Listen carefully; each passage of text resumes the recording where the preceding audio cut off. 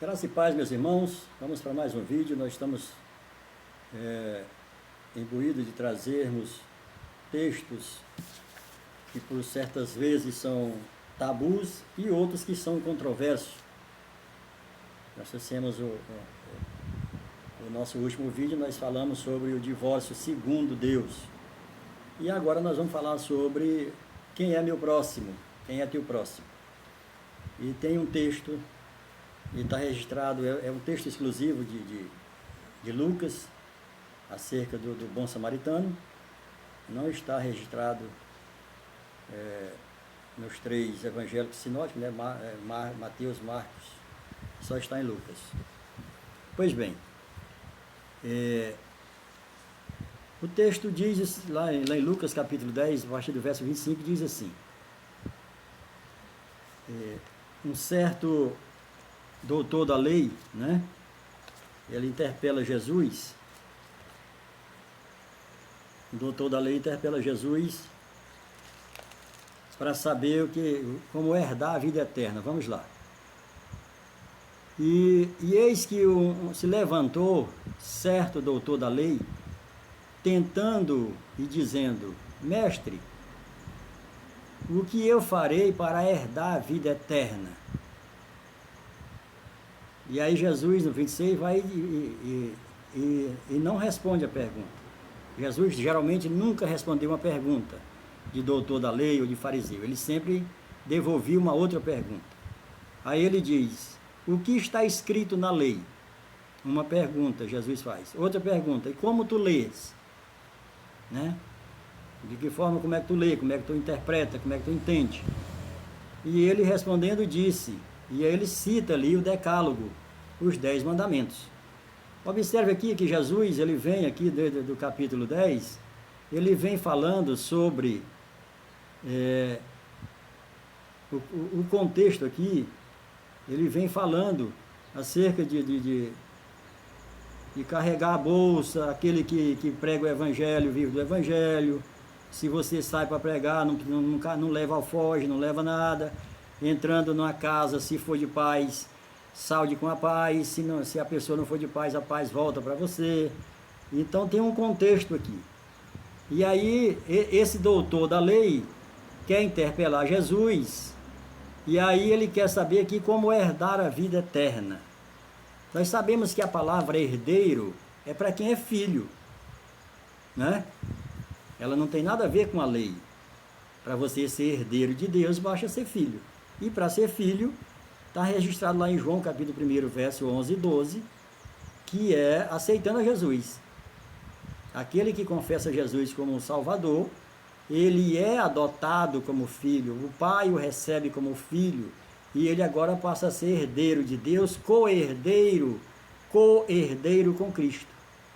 Então, para ser herdeiro tem que ser filho. Então, o doutor da lei aqui, ele sabe da Torá, ele conhece os mandamentos, então ele está querendo saber como é que faz para ser salvo, para ser filho, porque só é salvo quem é filho. Para se tornar filho, tem que aceitar Jesus. E muitas vezes a gente vê que parece que é a mesma pergunta, o que está em Mateus 19, né? Acerca do homem rico, né? Que em alguns textos fala jovem rico, mas um homem rico, ou um comerciante, que chega para Jesus também. Mateus 19, a partir do 16, diz assim: e eis que vindo alguém, né? Um homem rico, ou um comerciante, lhe disse: bom mestre, que coisa boa eu devo fazer para ter a vida eterna? Né? Observe que aqui em Mateus ele já não traz a palavra herdar, apesar de que lá em Marcos e Lucas o homem rico o texto vai estar dizendo herdar, mas aqui Mateus está falando ter a vida eterna, né? E nós sabemos que a vida eterna elas andam praticamente junto ali, no sentido de reinar e no sentido de ser salvo. E a igreja até hoje mistura isso. Você não vê nos púlpitos das igrejas os líderes das igrejas, os pastores, ensinando acerca de salvação, de reino, ensinando acerca da graça e da obra, né?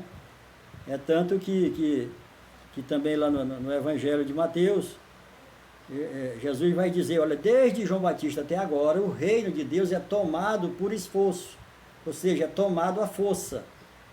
É diferente da salvação, que Paulo vai estar dizendo lá em Efésios 2:8, que é pela graça. Pela graça sois salvos, isso é um dom, é um presente. Né? Ninguém faz nada para ser salvo.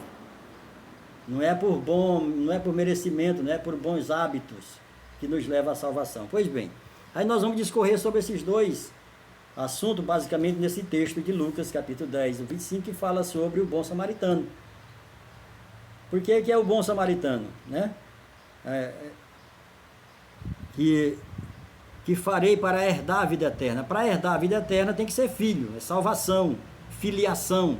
E para ser filho, está lá em João capítulo 1, verso 11 e 12, que para ser herdeiro de Deus, para ser filho de Deus, tem que aceitar Jesus, confessar Jesus como Salvador, e aí se torna, né, é adotado como filho, o pai recebe como filho, e agora nós somos herdeiro de Deus, co-herdeiro de Cristo. Então essa é a pergunta do doutor da lei. Ele era doutor da lei, ele conhecia a lei, conhecia a Torá, conhecia os mandamentos. Por isso que Jesus vai e diz, como é que tu lê, como é que tu entende, né? E aqui no jovem rico, o homem rico, a pergunta é, o que eu devo fazer de bom para ter a vida eterna? Aqui está falando de salvação, aliás, aqui está falando de reino, né? Aqui acerca do doutor da lei, Jesus está respondendo a ele acerca da salvação, porque ele quer ser herdeiro. Para ser herdeiro tem que ser filho. Já o jovem rico, o homem rico, ele quer saber, para ter a vida eterna, Jesus já trata com ele diferente. Ele diz assim, tu conheces os mandamentos? Não matarás, não roubarás, não levantar falta de testemunho e tal. Já para o doutor da lei, quando Jesus fala para ele acerca, como é que tu vê a lei, como é que tu interpreta, ele diz, amarás o Senhor teu Deus com toda a tua força, com todo o teu entendimento, e ao próximo como a ti mesmo. E essa foi a primeira pergunta que ele fez, né? O que eu devo fazer para herdar? Aí Jesus fala, e aí ele vai ver na lei, ele vai olhar para a lei, só que na lei não tem salvação. Ele diz, eu faço isso, eu amo a Deus sobre todas as coisas. E aí Jesus vai tratar com ele, porque ele está querendo salvação e o jovem rico está querendo saber como é que reina. E aí para reinar, Jesus vai dizer para o jovem rico, olha, tu precisa tirar o coração do teu dinheiro, né? Porque a palavra de Deus diz que aonde tiver o nosso coração, ali estará o nosso tesouro. E o nosso tesouro tem que ser o reino, o nosso tesouro tem que ser Cristo. Mas o jovem rico, pelo jeito, o tesouro dele era o dinheiro, era os bens que ele tinha. Por isso que Jesus vai dizer assim, ó, para que tu possa reinar, tu tem que fazer com que teus bens esteja, de certa forma, sendo investido no reino, em prol do reino. É isso que Jesus está dizendo. Já para o doutor da lei, ele não vai tratar disso, porque o doutor da lei sabe disso. Porque não tem como um doutor da lei não saber, porque no judaísmo, na lei, tem mais de 50 tipos de ofertas, além do dízimo. Então, quem é doutor da lei sabe dessas ofertas. Então, ele não está falando de bens materiais. Ele está falando de salvação. Já para o homem rico, para o jovem rico, ele está falando para reinar. Pois bem, e aí nós entendemos, aí para o doutor da lei, que é conhecedor da lei, Jesus vai falar por parábolas, porque ouvindo, eles não ouvem e não entendem, assim como estava já escrito já pelo profeta Isaías. E para o jovem rico ele vai falar normalmente, porque ele já entende da salvação, ele quer saber como é que reina. Pois bem, então o que é parábola? parábola é um meio círculo. Não é falando a metade do que se vai falar, para não se dar a entender. Parabólica é um círculo completo. É o que a pessoa quer realmente falar. E a parábola, ela não é literal. Porque se fosse literal, não havia necessidade de falar por parábola. Você não pode pegar uma parábola e do jeito que está escrito, você interpretar, você levar ao pé da letra do jeito que está escrito. Não, a parábola está falando algo, comparando com outra coisa, né? Por exemplo, o reino, ele tem 3 aspectos. Na questão do reino tem 3 aspectos. A salvação também, ela dá em 3 tempos. E o reino tem 3 aspectos. O reino tem... O primeiro aspecto do reino é a aparência. O segundo aspecto do reino é a realidade. E o terceiro aspecto é a manifestação. A aparência é as parábolas. Porque toda vez que Jesus vai falar as parábolas, tudo é acerca do reino. É semelhante. A quem é semelhante? A um homem que adquiriu um campo e achou uma pérola muito valiosa. O reino de Deus é semelhante. Então, a semelhança do reino é as parábolas. E a realidade do reino é a igreja. O reino, a igreja é a realidade que existe um reino. Porque tem um rei, que é Jesus. E a manifestação é o próprio reino quando estiver já acontecendo no milênio. E esse reino, em Apocalipse capítulo 1, verso 7. Então, a realidade do reino é o próprio reino, é evidência do reino de Cristo. A realidade é a igreja e a aparência são as parábolas. Pois bem, o reino de Deus, Jesus diz que está dentro de nós, né? Porque por enquanto ele não é manifesto, como vai ser no milênio. Então por enquanto ele está dentro de nós. Nós temos um rei, apesar de estarmos no mundo, mas nós não somos do mundo. Nós temos um rei, e reino fala de governo. Agora nós temos um governo, nós não fazemos mais a nossa própria vontade, né? Como o próprio apóstolo Paulo vai dizer, não sou mais eu que vivo, mas Cristo vive em mim. Então nós estamos vivendo através de um reino, através do Rei Jesus. Pois bem, nós temos que ter muito cuidado com as exegeses pronta, né? Nós vimos aí que a maioria dos textos, a maioria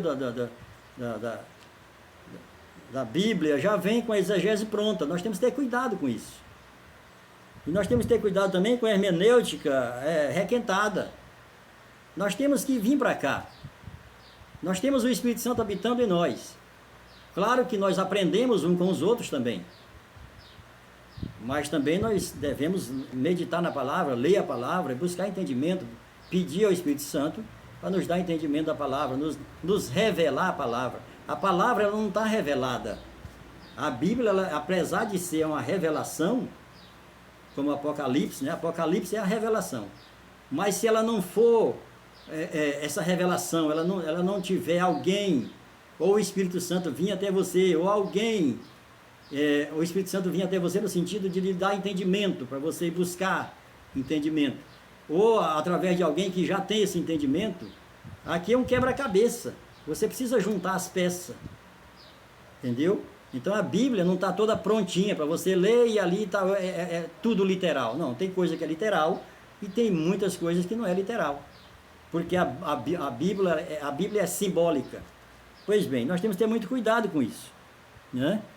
E temos que ter cuidado com a religiosidade.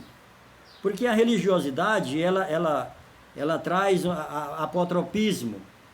O que é apotropismo? Apotropismo é que eu preciso dar algo para um Deus, para Deus me dar algo que eu estou querendo. Isso se chama barganha. Barganhar com Deus. E a igreja está cheia disso. Pessoas barganhando com Deus por falta de entendimento das Escrituras. E também nós temos que ter cuidado com o romanismo. O que é o romanismo? O romanismo prega o homocentrismo. Ele prega a justiça própria. Tanto é que o jovem rico, o homem rico, ele vai chegar para Jesus: o que eu devo fazer de bom para me reinar contigo no milênio? Aí Jesus disse: não é fazendo de bom, é tu entregando o teu coração. Vende os teus bens, divide com os pobres, Ou seja, o teu tesouro tem que ser o reino. O teu tesouro tem que ser eu. E não os bens. Já para o doutor da lei, ele vai responder com outra pergunta, dizendo como é que tu lê as escrituras, tu conhece as escrituras, tu é doutor da lei. Como é que tu interpreta? Né? O que é que eu devo fazer para ser filho, para herdar, para ser herdeiro de Deus, para ser filho? Para ser filho, tu lê as escrituras, tu não está entendendo? Como é que tu interpreta? Aí ele vai e diz, Jesus pergunta, o que está nas escrituras? Ele diz, ó, amarás o Senhor teu Deus. Ele vai e diz tudo certinho. Aí quando ele vai para o outro mandamento, que é semelhante ao primeiro, aí ele diz, e amará o próximo como a ti mesmo. Aí ele faz outra pergunta, o doutor da lei. Quem é o teu próximo? Quem é o meu próximo? Que ele vai perguntar. É aqui que entra o que Jesus realmente quer dizer. Porque o nosso próximo não somos nós, seres humanos. Para a salvação, o nosso próximo é Jesus. E aí nós vamos ver o que Jesus vai falar. Jesus agora vai falar uma parábola para ele, porque ele é doutor da lei. E para os fariseus e para os sacerdotes, Jesus sempre falou por parábola, porque ele estava cumprindo o que Isaías já tinha predito. Mas para o povo, para os discípulos que iam atrás dele, querendo saber, ele revelava. Aí aqui Jesus vai dizer, olha, um certo homem descia de Jerusalém para Jericó e foi assaltado, né? Levaram-lhe tudo e deixaram ele como morto. Passou um sacerdote e vendo, passou de largo. Veio também um escriba, veio também um levita, aliás, desculpem, um levita, e também passou de largo. O que é que Jesus está dizendo com isso? Que para aquele que está caído no pecado, para aquele que está à margem da sociedade, não adianta vir um sacerdote. Porque o sacerdote é para receber um sacrifício pelo pecado para apresentar para Deus. O sangue do animal para apresentar para Deus, para cobrir o pecado daquele que pecou, daquele que caiu. Ele caiu nas mãos do salteador. Quem é o salteador? Quem é o ladrão? Que veio para matar, roubar, destruir, mentir. Aí depois passa o levita. O que é o levita? O levita é o que recebe as ofertas e os dízimos do povo, de todas as tribos. Recebe os dízimos e ofertas e depois eles tiram os dízimos dos dízimos que recebe para levar para o sacerdote. Jesus está dizendo aqui também que não é através de dízimo e de oferta que a gente é salvo, que a gente é alcançado pelo bom samaritano. E aí Jesus vai e diz, mas vem um terceiro, e aí Jesus vai e coloca ali uma pessoa de quem eles não se comungavam, não se congregavam. Eles vindo um samaritano, né? Se encheu de íntima compaixão e colocou óleo, né? Que é o Espírito Santo, e colocou azeite nas feridas, cuidou e levou para uma estalagem. E se comprometeu, deixou uma quantia paga, 2 dinheiros, e disse, se tu gastar mais, quando eu voltar, eu te pagarei o restante. Então isso é cuidado, né? Jesus veio, nos salvou, pagou um preço, não deu todo, né? Pagou o preço, né? 2 dinheiros, mas para nos enviar o Espírito Santo, e prometeu vir nos buscar. Quem é o penhor? O penhor que Jesus vai vir nos buscar é justamente o Espírito Santo que habita em nós. Nenhum de nós pode se perder, porque senão o Espírito Santo não teria dado conta de ser o penhor. E você sabe o que significa penhor. Quando você vai ao banco, você está precisando de dinheiro, e você tem um bem valioso, geralmente é ouro, geralmente é uma joia, e você vai ao banco e ele vai lá e penhora esse bem. Ele custa 100 mil reais e o banco lhe dá 60% nisso, ele lhe dá 60 mil, porque você vai ficar, pode dizer, eu não vou perder meus 40 que ficou no banco, eu tenho que cuidar para mim resgatar a minha joia que eu deixei lá. Do mesmo jeito Jesus fez conosco, nos deixou um bem tão precioso que é impossível que ele não venha retornar para reaver. É isso que acontece. Então o que quer dizer essa parábola, que Jesus conta a parábola para o doutor da lei e não conta a parábola para o jovem rico? É porque o jovem rico quer saber como é que reina, e para reinar ele tem que se despir, né, dos bens materiais, ele não tem que amar o dinheiro, ele tem que amar os bens materiais, e isso tem que estar a serviço do reino, para contribuir, para ofertar. Não que ele vá entregar tudo e ficar miserável, não é disso que Jesus fala, mas que ele não pode ser avarento, ele não pode barganhar, ele não pode ser apotropismo, no sentido de troca, de barganha. E aí o doutor da lei, ele tem que entender que ele precisa de Jesus, e o nosso próximo é Jesus. Ele diz no seu evangelho que ele está ao nosso lado sempre, estarei convosco todos os dias, né? E no tribunal de Cristo, em 2 Coríntios 5,10, nós vamos apresentar ali o que nós fizemos, as nossas obras. O tribunal de Cristo não é para julgar quem vai ser salvo e quem não é, como nós fomos ensinados na igreja. A igreja ensina nesse texto aqui que aqueles que as obras se queimar, vai para o inferno. O próprio Paulo vai estar dizendo, o tal que as obras foram palha, feno e madeira, as obras se queimam, mas o tal é salvo, mas vai passar por uma disciplina. Porque todos nós recebemos de Deus uma incumbência, uma obra para fazer. E nós vamos ser julgados ali, entregar para o dono da obra aquilo que ele nos incumbiu de fazer. E ele vai dizer, me agradei desse, não me agradei desse aqui. Ah, mas no teu nome eu fiz isso, no teu nome sim, mas tu fez no meu nome, mas não me agradou, não era desse jeito. Então é disso que trata o texto. Mas esse texto é colocado nas igrejas, amedrontando os irmãos, de que as obras que se queimar, a pessoa vai para o inferno. E a salvação não se perde, a salvação é um dom. Claro que vai ter disciplina, porque a palavra de Deus diz que o Pai disciplina a todos que recebem por filho. Os que fazem coisa boa, vai receber galardão. Os que não fizeram o que o Pai queria, vai sofrer disciplina, seja nessa vida, ou seja na próxima. É isso que é o tribunal de Cristo.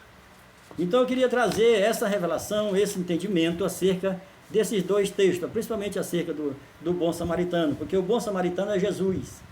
O bom samaritano nunca pode ser uma pessoa, porque veja bem, se você viu uma pessoa caída ali na rua, foi atropelada ou foi assaltada, recebeu um tiro e está lá entre a vida e a morte, e você vai lá e ajuda essa pessoa, mas depois você fica sabendo que essa pessoa estava correndo porque acabou de matar uma pessoa idosa, cruelmente, né? Um crime hediondo, ou então acabou de estuprar uma criança.